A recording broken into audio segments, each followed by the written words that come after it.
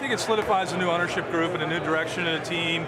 And it's a piece of stability, really, for the fans and the partners of this team. This really sets it off now. Now they're on their way. They've got an identity.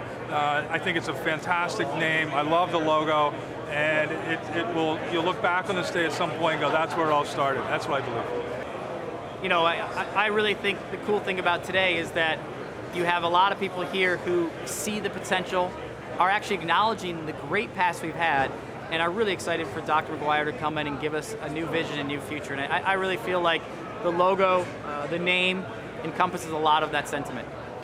I've been a fan of soccer since I was a little kid. I was one of the people who were out at the old Met Center for the kicks back in the day.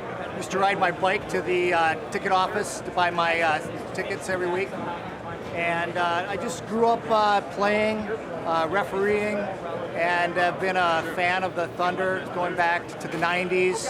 And when the team moved into St. Paul, we started a supporter section called the Dark Clouds, following the Minnesota Thunder. And we've just grown from a small group of 20 or 30 to our section now, which can range to a couple hundred. I mean, I will say, you know, my coach's mentality says it should change not that much on the field. On the field, we should do what we always, you know, set out to do for a Minnesota sports fan, and that's win a championship. And that's compete, and honestly compete every day, and give everything we can to try to do that.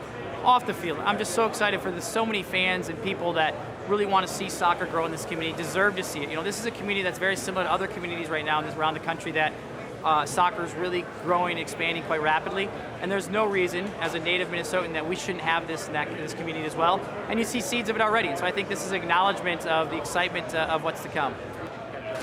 We haven't had an owner for the last 3 seasons. It feels really good to have a future in front of us. A lot of people were, I don't want to say upset, but just kind of worried about the name change and the whole identity change. But it could have been a lot worse. We could be here right now without a team. Yep. Just getting lunch. Yep. I think it's just super exciting. They seem like a good group of guys. Our conversations have been really positive, and their vision for the club is really broadening its base of appeal and pulling in new communities is really exciting. Certainly, the commitment to winning on the field is there. Yeah. Obviously, with the player signings, you know, 4 or 5 of the best players in the NASL the last couple of years. So they want to win. They want to make it a force in the Twin Cities sports market, which is really exciting because it's always been there. It's always been an exciting thing to go to. As I tried to say, and I'm not sure I did a very good job, but the idea of uniting communities, in this case we have all these diverse communities that Mayor Ryback and Mayor Coleman both alluded to, geographic separation of communities as well. Around something.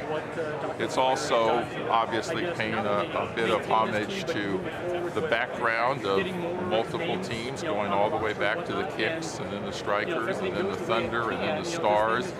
And since we thought this was just a better way to tell that story and put something out that was very interesting and people could grab onto and then start developing that for a future. When the loons go marching in.